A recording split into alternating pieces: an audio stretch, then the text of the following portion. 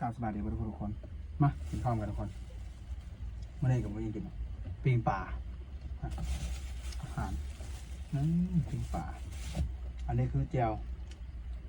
จะบอกเนาะนะข้าวมาทุกคนหาแล้วเยอะเนาะนี่ข้าวสวย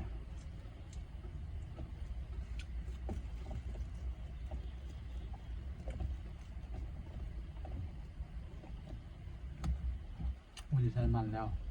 กินข้าว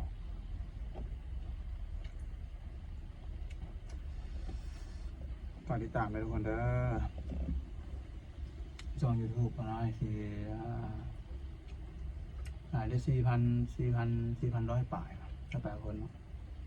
แต่มันถึง5,000ไม่ไหวตอนนี้เนาะฝากติดตามไปได้คนเด้อช่อง YouTube ผ่านกดไปแล้วเหลือแต่ชั่วโมงบันถึงเนาะ5 ชั่วโมงถึงแล้วกว่าที่สร้างรายได้ได้แล้วฝากทุกคนเลยกดไลค์กดแชร์เข้าไปเบิ่งหน่อยเด้อ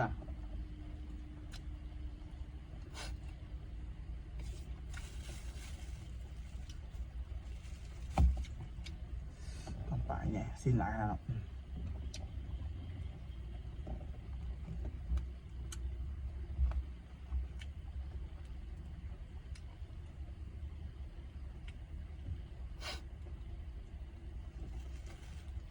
จะบอกนะ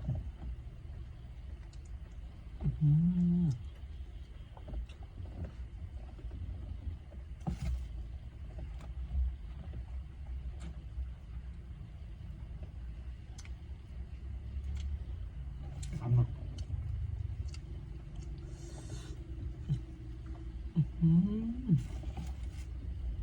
ไม่น่าเลย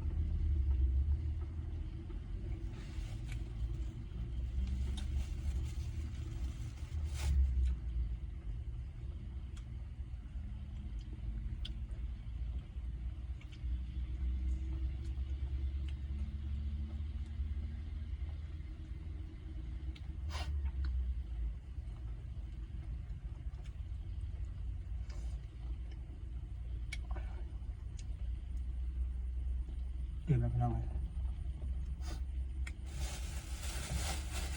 ถึงว่าหลายนะเรื่อยๆหลายเมื่อยเขาดีหน้าบอกว่าแซ่บเรียนบางคนฝากไปติดตามหน่อยเด้อเพราะว่า มันจะถึง5,000ให้บายเนาะให้มันถึง5,000ให้บายเนาะฝากไปติดตามหน่อยเด้อสาธุฝากไปติดตามหน่อยเด้อบ๊ายบายพอกันใหม่ในคลิปหน้า